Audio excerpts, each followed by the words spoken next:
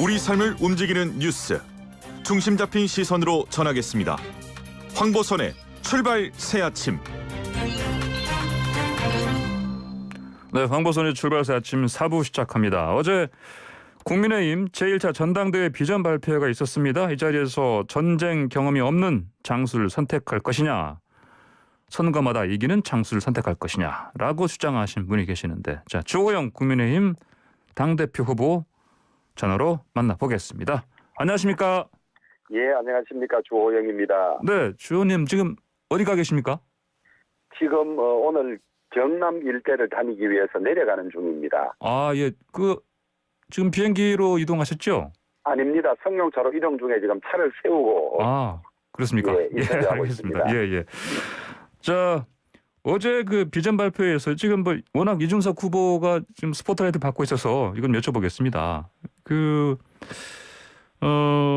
전쟁 경험이 없는 장수, 이준석 후보 두고 하신 말씀이신가요? 특별히 한 사람을 두고 했다기보다는 예. 내년 대선은 우리 당으로서는 명운이 걸린 그런 대선이거든요. 예. 근데 이 대선을 치르려면 인재 영입, 네거티브 대비, 그다음에 이 다른 정당과의 합당, 이루 말할 수 없는 문제들이 많은데 예. 이것을 경험해보지 않은 무경험이라든지 그다음에 이런 과정에서 실패한 경험이 있는 사람을 해서는 안 된다는 일반론을 네. 당대표 선택 기준으로서 우리 당원들에게 호소한 거죠. 네. 알겠습니다. 그러면 최근에 조경태 후보가 저희와 인터뷰를 하셨는데 이런 말씀하시더라고요. 이제 경상도 지역 곳곳 좀 가보시니까 민심을 봤더니 이 이준석 후보 지지율 이게 사실은 언론이 만들어낸 거품이다. 일종의 거품론인데요. 이런 얘기하셨는데 일부분 좀 맞다 이렇게 보십니까? 이런 얘기가? 저는 이준석 후보가 일반 여론조사에서 높이 나오는 것은 예. 변화에 대한 욕구가 일정 부분 반영된 것이라고 봅니다. 예. 예, 다만 민주당 전당대회 할 때 여론조사가 3번밖에 없었는데 예. 이번 우리 당 전당대회를 앞두고는 여론조사가 무려 11번이 있었다 그래요. 예. 너무 과도한 거죠. 그런데 문제는 우리 당 당대표 선거는 우리 책임당원 70%, 일반 여론조사 30%인데 예. 이 지금 발표되는 여론조사는 그냥 전 국민을 상대로 예. 당원의 분포와 관계없이 이 지역별 인구대로 한 측면이 있거든요. 예. 근데 이래서 정확하게 예를 들면 전당대회 결과를 예측하기 어려운데 예. 이것을 너무 과도하게 생산해내고 과도하게 퍼뜨리고 있는 그런 느낌은 없지 않습니다. 네. 그래서 누군가가 의도를 가지고 이 정확하지 않을 여론조사를 가지고 너무 많이 생산하고 너무 많이 퍼뜨려서 어떤 의도를 가지고 있는 것이 아닌가 이런 의혹을 가지고 있죠. 의심을 가지고 있죠. 예.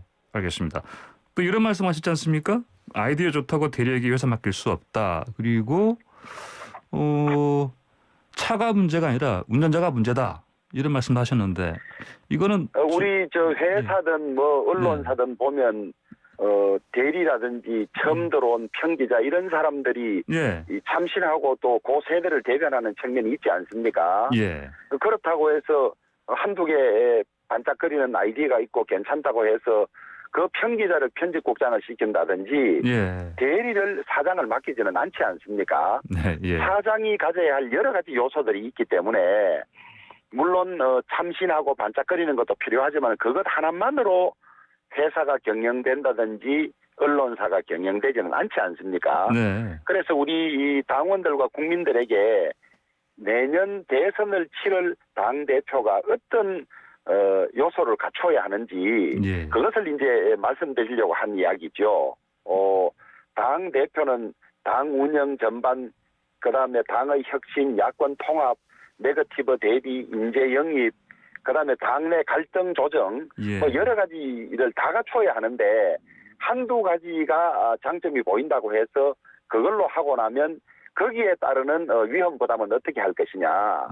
거기에 있을 수 있는 여러 가지 지금 안 드러나고 있는 부작용이나 이런 거에 대해서 어떻게 볼 것인지를 심사숙고해달라는 말씀이었습니다. 예, 알겠습니다. 베스트 드라이버 말씀하셨는데요.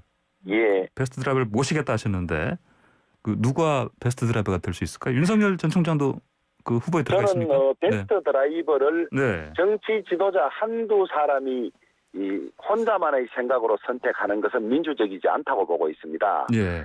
공개된 장을 펼치고 누구나 와서 공정하고 치열하게 경쟁한 다음에 거기에서 선택된 사람이 저는 베스트 드라이버라고 봅니다. 예. 왜냐하면 국민들이나 다수의 집단 지성은 그 현명한 결과를 가져올 확률이 높거든요. 예. 그러면 그 문재인 대통령은 지금 그 베스트 드라이버가 아닌 겁니까? 전혀 저는 베스트 드라이버가 아니라고 생각합니다. 예. 무슨 동북아 운전자 이야기를 하셨지만은 네. 지금 문재인 대통령 지금까지 4년 지났습니다만은 지지율 자체가 우선 국민들의 평가가 반영된 것 아니겠습니까? 30%를 겨우 넘을까 말까 이런 정도고, 그 다음에 국정 전반, 안보, 외교, 경제, 주택 문제, 그 다음에 백신 확보 문제, 사법 정의 문제, 인사 문제, 곳곳에 저는 국정이 상한 데가 없다고 보기 때문에 예. 최악의 난폭 운전자 내지는 역주행 운전자다, 저는 그렇게 평가합니다. 예. 알겠습니다. 저 문재인 대통령이 나왔으니까 이것도 여쭤볼게요. 그 정상회담 이제 결과 두고 이제 뭐 최상의 최고의 그 회담이었다 얘기했는데 조영 의원께서는 좀 양측의 정부의 구걸 외교다 이렇게 비판하셨는데 잘한 거 하나도 없습니까 이번에 정상회담에서? 예. 정상회담은 사실은 미리 성과를 사전에 실무자들이 만들어 놓고 만나는 측면이 많은데요. 예. 우리 한미 동맹 자체가 문재인 정권 들어와서 거의 이 부실화 내지는 형해화됐다는 걱정을 많이 했지 않습니까? 그런데 이번에 가서는 또 한미 동맹을 강화한다는 그런 이야기가 나왔어요. 예. 그런 측면에서는 우리로서는 한미 동맹을 다시 복원하고 강화하는 것이 저희들 요구 사항이었기 때문에 그런 점에서 성과는 좀 있었다고 생각합니다.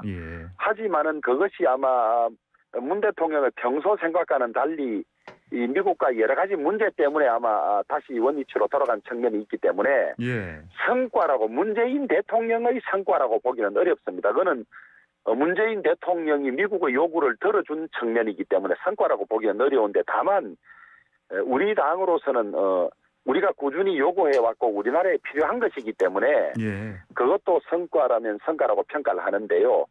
우리 기업이 미국에 44조나 투자를 하고 그리고 우리가 간절히 이번 정상회담의 가장 큰 의제는 미국의 백신 확보였습니다. 그런데 정작 백신은 미국의 필요성도 있는 소위 한미 연합 훈련을 하기 위해서 미국 측의 이 필요성도 있는 국군 55만 명분에 대해서만 확보한 것이고 나머지는 전혀 성과가 없었지 않습니까? 그런 점에서는 기업의 숟가락 얹기를 한 것이고 백신을 구하려고 하다가 못 구한 거니까 구걸 외교다 이렇게 보는 거죠. 예, 알겠습니다.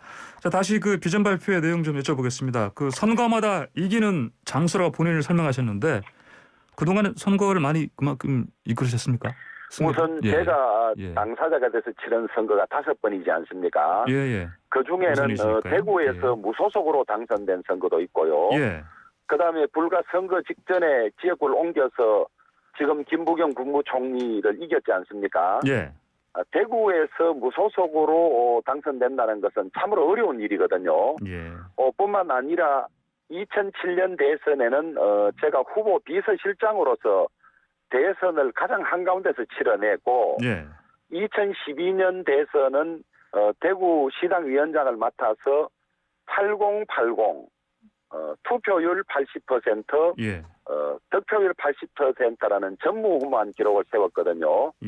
그다음에 지난 4.7 재보궐선거에서 우리 당이 4연패를 벗어나서 압승을 한 그런 선거를 제가 상당히 책임 있게 치르지 않았습니까? 그래서 저는 선거마다 실패해 본 적이 없고요. 그런데 자기 선거라든지 또 이런 데서 연속해서 실패하고 이런 분들에 대해서는 승리의 확신을 줄 수가 없기 때문에 이번 전당대회 과정에 그런 것들도 판단의 기준이 되어달라 이런 부탁입니다. 네, 알겠습니다. 자, 그리고요. 아까 제가 잠깐 조경태 후보 얘기를 좀 말씀드렸는데 그 조 후보 같은 경우는 이제 박근혜 전 대통령 사면을 얘기를 했습니다. 혹시 이제 뭐 지금으로선 이 말씀도 좀 이제 할 수 있는 시점 되지 않았습니까? 예. 저는 예. 이미 시기적으로는 많이 늦었다고 생각을 하고요. 예. 아마 이 많은 국민들, 특히 우리 당 지지자들 중에는 두 전직 대통령이 고령에도 불구하고 감옥에 계시는 이런 현실에 대해서 너무 가슴 아파하고 있거든요. 예. 국민 통합 차원에서 문재인 대통령이 결단할 문제인데 아마 연초에 이낙연 민주당 대표가 사면을 건의하겠다고 했을 때 그런 움직임이 있었던 걸로 알고 있습니다. 예. 그런데 어떤 사정에서 지금 미루고 있는데 우리가 사면을 구걸할 생각은 없다. 사면은 대통령의 결단으로 이루어지는 것이기 때문에 대통령이 그런 사정을 참작해서 조속히 결단을 했으면 하는 것이지 이 사면을 구걸하고 그 사면에 대해서 마치 대통령이 시혜적으로 하는 이런 것에 대해서는 저는 바람직하지 않다고 보고 있습니다. 조 대통령이 빨리 좀 자유의 몸이 됐으면 좋겠습니다. 알겠습니다. 이재용 삼성 부회장 사면론도 나오는데요. 어떤 생각이십니까? 사면은 사실은 우리 법치주의, 민주주의 원칙에서 보면 예외적인 제도이죠. 법원의 최종 확정 판결을 거치는 판결대로 해야 하는데 누구는 중간에 사면도 하고 그다음에 석방하는 것 자체는 그것보다 훨씬 더 큰 국가적 이익이 있기 때문에 하는 것이거든요. 지금 전 세계가 반도체 전쟁이 붙어 있는 상황이고 반도체 전쟁은 엄청난 거액의 투자가 전제돼야 하는데 소위 오나가 아닌 사장이 고용 사장이 그런 것을 결정하기는 어렵다는 겁니다. 그리고 이것이 시간과의 싸움이기 때문에 이재용 부회장이 저렇게 오래 있을 경우에 만약에 삼성 경영에 문제가 생기고 삼성이 반도체 전쟁에서 진다면 그것은 국가적으로도 손해이거든요. 그런 사정을 감안해서 대통령이 결정해달라는 거죠. 알겠습니다. 조영 의원님 만약 당대표 되시면요. 홍준표 의원 복당은 어떻게 처리하실 겁니까? 복당해야죠.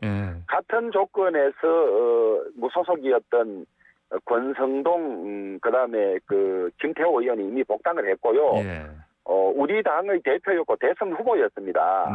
만약에 홍준표 전 대표의 복당이 끝내 거부된다면 그때 생길 수 있는 부작용도 고려하지 않을 수 없는 것이거든요. 우리가 국민의 당과도 통합하고 누구든지 오라고 하면서 홍준표 전 대표 당신은 안 돼 이럴 명분이 없습니다. 알겠습니다. 마지막으로 이제 5명으로 이제 예비 경선 후보 압축되는데 그 안에 드실 자신 있습니까? 그거는 이 질문을 처음 받습니다. 그렇습니까? 당연한 겁니까? 이 질문을 처음 받는 것은 어떤 의미인지 알겠습니다. 생각해 보십시오. 알겠습니다. 오늘 말씀 여기까지 듣겠습니다. 고맙습니다. 고맙습니다. 지금까지 국민의힘 당권 주자로 나선 주호영 의원이었습니다.